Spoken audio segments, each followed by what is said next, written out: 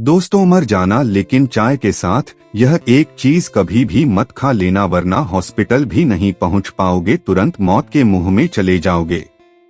दोस्तों, आपसे हाथ जोड़कर विनती है कि वीडियो को हल्के में लेने की भूल बिल्कुल भी ना करना, क्योंकि दोस्तों यह जानकारी भारत के हर घर देश निवासी के पास जरूर से जरूर पहुंचनी चाहिए, क्योंकि दोस्तों चाय के साथ यह एक चीज का लेने से व्यक्ति की मौत तुरंत हो जाती है, हॉस्पिटल भी पहुंचना मुश्किल हो जाता है। आज हम आपसे हाथ जोड़कर निवेदन करते हैं कि कभी भी चाय के साथ यह एक चीज मत खाना। दोस्तों, चाय के साथ यह जो चीज हम आपको बताने जा रहे हैं, इसे खाने से चाय जहर बन जाती है पेट में और उसे आपकी तुरंत जान चली जाती है।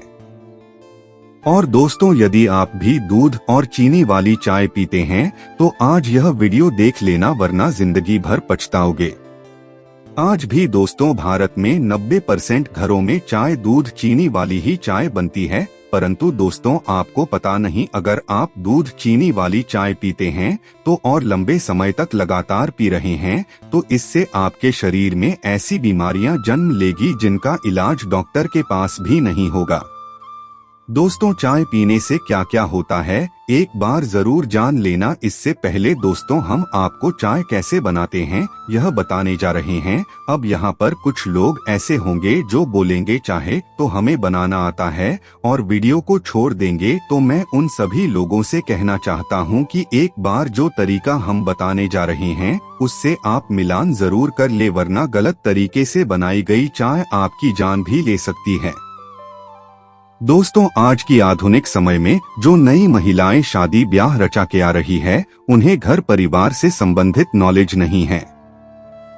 दोस्तों, जो आजकल की महिलाएं होती हैं, उन्हें चाय बनाना भी सही से नहीं आती है। और दोस्तों, पहले की जो महिला होती थी उन्हें चाय बनाना काफी ज्यादा अच्छा आता था। आज दोस्तों ऐसा समय आ चुका है, अब तुम खुद ही देख लो कैसे यह महिला रसोई घर में चाय बनाने के लिए गई थी और इसका पति पीछे से देखो यौन संबंध बनाने के लिए चला आया है। अब दोस्तों थोड़ा सा सोच कर देखो, तुम आजकल की महिलाएं रसोई घर में चाय बनाने के लिए गई थी, परंतु देखो रसोई घर में क्या चल रहा है। दोस्तों, आपको मजाक लग रहा होगा, पर दोस्तों चाय अच्छी नहीं बनने का यह भी एक कारण है जो कि अधिकतर रसोई घर में देखा गया है।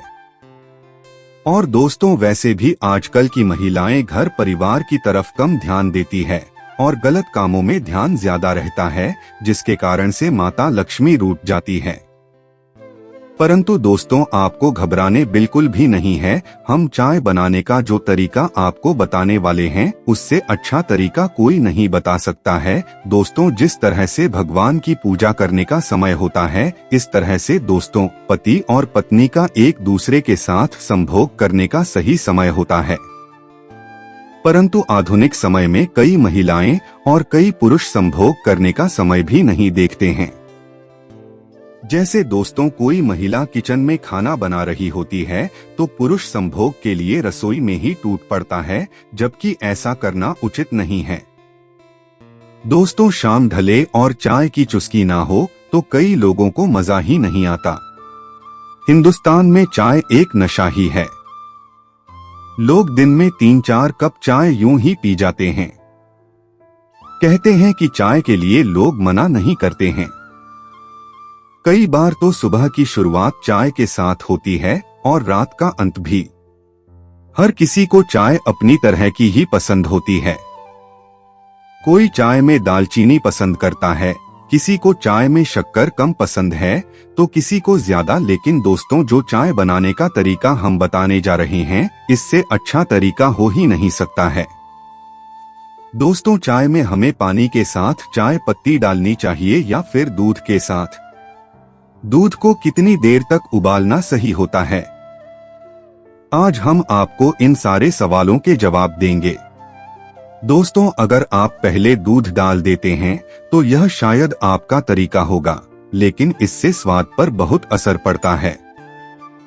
चाहे आप केतली में चाय बना रही हो या फिर किसी भगोने में, यह सुनिश्चित करना बहुत जरूरी है कि दूध और पानी दोनों अच्छे से पक जाएं। दोस्तों, 100 मिलीलीटर पानी में 2 ग्राम के हिसाब से आपको चाय पत्ती लेनी होगी। जैसे जैसे पानी की मात्रा बढ़ती है वैसे ही चाय पत्ती की मात्रा भी बढ़ेगी। इसे एक कप में आधा से पौन चम्मच चाय पत्ती के हिसाब से नापा जा सकता है। दोस्तों, सबसे पहले आपको पानी उबालना है ताकि दूध डालने के बाद भी पानी की वजह से दूध में कच्चापन ना दिखे। दोस्तों, पानी को उबालने के बाद दूध डालना है और उसके 1 मिनट बाद चाय पत्ती। दोस्तों, चाय में कच्चापन नहीं आएगा और किसी भी कारण से दूध के फटने की गुंजाइश नहीं होगी। दोस्तों, अगर दूध पहले से ही पका हुआ है तो आप पहले पानी को उबालें और उसके बाद चाय पत्ती डालें। इसके बाद आप दूध डालकर थोड़ी देर पकाएं। दोस्तों, टी बैग का इस्तेमाल कर रही हैं तो भी पहले पानी में चाय पत्ती को मिलाएं और उसके बाद दूध डालें।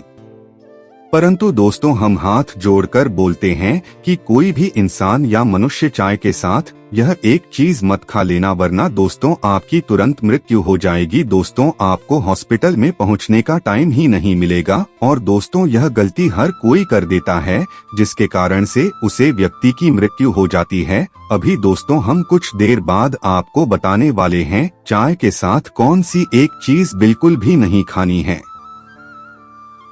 जय जय जय बजरंग बली, जय जय जय बजरंग बली। दोस्तों, बोलो जय जय बजरंगबली की जय हो। हे बजरंगबली जी, जो भी भक्त इस वीडियो को देख रहा है उसके घर में सुख समृद्धि आए, उसके घर में कोई भी परेशानी नहीं आए और पूरा परिवार सुख शांति से अपना जीवन यापन करें। दोस्तों, अगर तुम में से कोई जय जय बजरंगबली जी को मानता है तो अगर सच में ही भक्त हैं, आप इस वीडियो को लाइक कर नीचे कमेंट बॉक्स में एक बार जय जय बजरंगबली लिख देना। हे बजरंगबली जी, जो भी भक्त कमेंट बॉक्स में जय जय बजरंगबली लिखता है तो उसके मन में जो भी मनोकामना है वह पूरी कर देना। दोस्तों, नंबर 1 पॉइंट, दोस्तों चाय पीने से अल्सर नामक बीमारी हो जाती है, पेट से संबंधित होती है। दोस्तों चाय में कैफीन नामक पदार्थ पाया जाता है और जब हम ज्यादा चाय पीते हैं तो हमारे शरीर में केटविन की मात्रा बढ़ जाती है, जिससे क्या होता है, हमारे पेट में एसिडिटी हो जाती है और धीरे धीरे यह बीमारी अल्सर का रूप ले लेती है। अल्सर का यदि समय पर सही इलाज न किया जाए तो यह आंतों में कैंसर का कारण भी बन सकता है, जिसका इलाज करना काफी ज्यादा कठिन हो जाता है। जबकि ज्यादा चाय पीते हैं और अल्सर का शिकार हो जाता है। जब व्यक्ति सुबह फ्रेश होने जाता है तो उसके मल में खून आना शुरू हो जाता है और यह प्रक्रिया तब तक चलती रहती है जब तक बीमारी का इलाज ना हो जाए और धीरे धीरे व्यक्ति में खून की कमी हो जाएगी। इसी के साथ ही दोस्तों, इस बीमारी के अंदर सीने में जलन होगी, पेट का बार बार भूल जाना, पेट में बिना किसी कारण दर्द होना, ऐसी कई बड़ी बड़ी परेशानियां होगी जिसके कारण व्यक्ति की जल्दी ही मृत्यु हो जाएगी। पॉइंट नंबर 2, चाय पीने से शरीर की हड्डियां कमजोर हो जाती है, क्योंकि चाय हमारे शरीर में हड्डियों के साथ जो कैल्शियम होता है उसे कमजोर करता है और हड्डियों में दर्द होता है। इस बीमारी को स्केलेटल फ्लोरोसिस नामक यह बीमारी आपकी हड्डियों को अंदर ही अंदर खोखला बना सकती है। दोस्तों, इस बीमारी के अंदर क्या होता है, जब भी हम थोड़ा सा भी काम करते हैं तो हमारी हड्डियों में दर्द होना शुरू हो जाता है। ऐसा इसलिए होता है दोस्तों, हमारी हड्डियों में मौजूद कैल्शियम जो कि हमारी हड्डियों को मजबूत बनाए रखता है, ज्यादा चाय पीने से यह कैल्शियम कमजोर हो जाता है और हड्डियों में जो मजबूतपन था वह बिगड़ जाता है। जैसे जैसे हड्डियों में से कैल्शियम की मात्रा कम होती जाएगी वैसे वैसे आपके काम करने की क्षमता, आपके सामान उठाने की क्षमता वैसे वैसे कमजोर होती जाएगी। इसलिए दोस्तों, ज्यादा चाय का सेवन नहीं करना चाहिए, बहुत बुरा प्रभाव आपको अपने शरीर में देखने को मिल सकता है। पॉइंट नंबर 3, दोस्तों चाय आपकी नींद को खराब कर सकती है, क्योंकि चाय में कैफीन ज्यादा होता है जिससे कि हल्का मूत्रवर्धक प्रभाव हो सकता है, जिससे आपको नींद में से उठकर मूत्र त्याग के लिए जाना पड़ता है, जो आपकी नींद में दखल का कारण बन सकता है। इसलिए ज्यादा चाय पीने से बचे। पॉइंट नंबर 4, गर्भावस्था में महिलाओं को चाय पीने से नुकसान हो सकता है। इसमें मौजूद कैफीन भ्रूण के लिए नुकसानदायक हो सकता है, साथ ही गर्भपात का खतरा भी हो सकता है। पॉइंट नंबर 5, चाय पीने से प्रोस्टेट कैंसर भी हो जाता है। एक अध्ययन के अनुसार यह पता चला है कि जिन पुरुषों द्वारा ज्यादा चाय पी जाती है उनमें प्रोस्टेट कैंसर का खतरा ज्यादा हो जाता है। यह ज्यादा चाय पीने के सबसे बुरे दुष्प्रभाव में से एक है। यदि आप भी ज्यादा चाय पीते हैं तो आज से बंद कर दें, नहीं तो आपको भी इस दुष्प्रभाव का सामना करना पड़ सकता है। दोस्तों, पॉइंट नंबर 5, आयरन के अवशोषण को कम करती है। चाय में टेनिन नाम का यौगिक पाया जाता है। यह शरीर में आयरन को अवशोषित करने की क्षमता को कम कर सकता है। यही कारण है कि भोजन करने के तुरंत बाद चाय पीने से मना किया जाता है।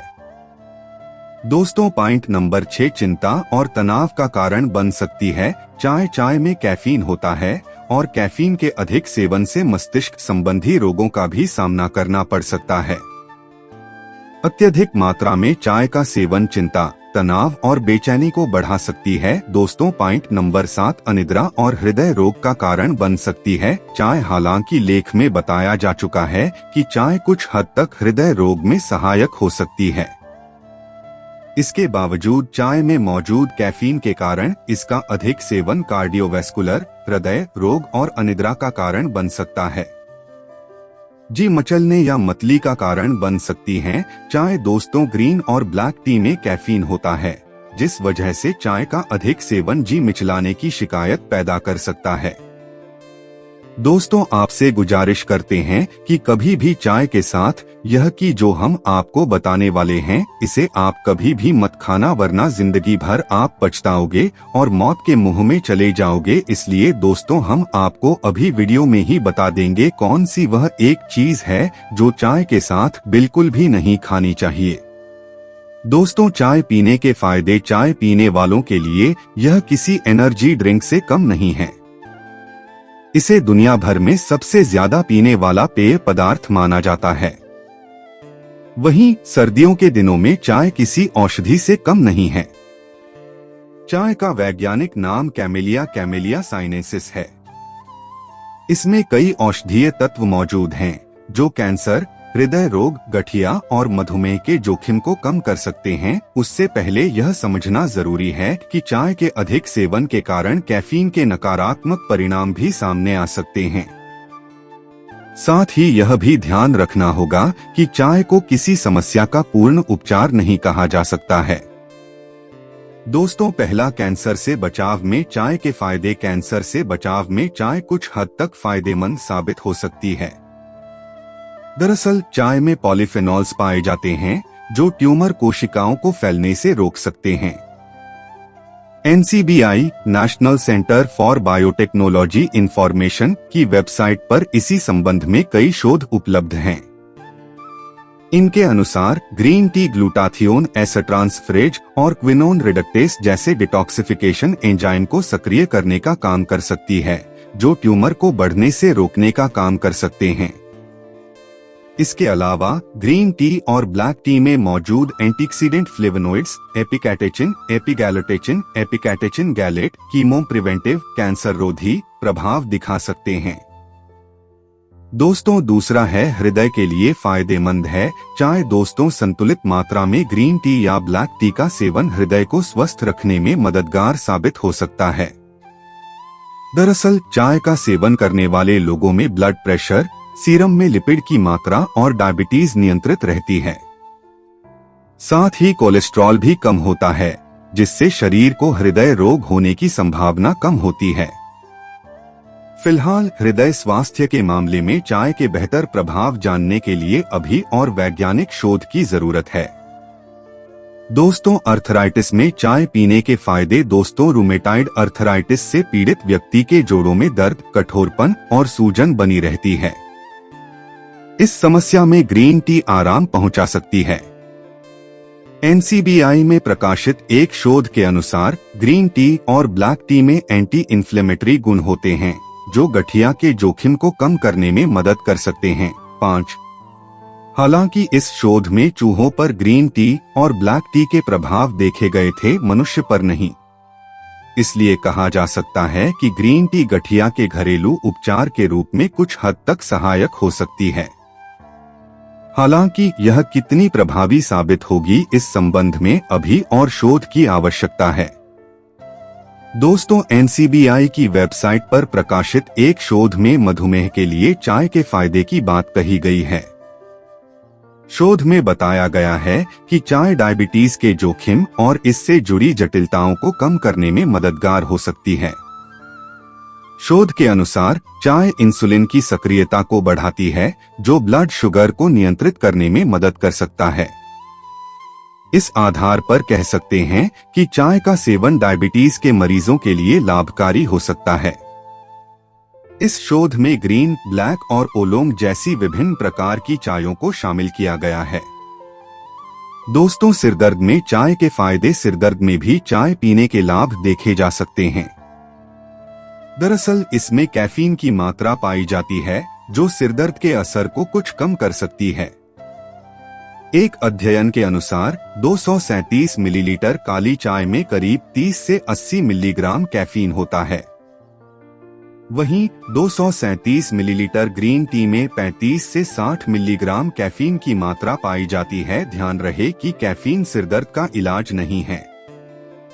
एक स्वस्थ व्यक्ति प्रतिदिन 400 मिलीग्राम कैफीन का सेवन कर सकता है। इससे अधिक मात्रा में कैफीन का सेवन सिरदर्द, अनिद्रा और बेचैनी जैसी समस्याओं का कारण बन सकता है। दोस्तों, तीसरा फायदा, चाय में एंटीऑक्सीडेंट की अच्छी मात्रा पाई जाती है, जो शरीर में फ्री रेडिकल्स के प्रभाव को कम करने में लाभकारी साबित हो सकते हैं। इससे फ्री रेडिकल्स की वजह से होने वाले हृदय रोग, कैंसर, एजिंग की समस्या होने की आशंका काफी हद तक कम हो सकती है।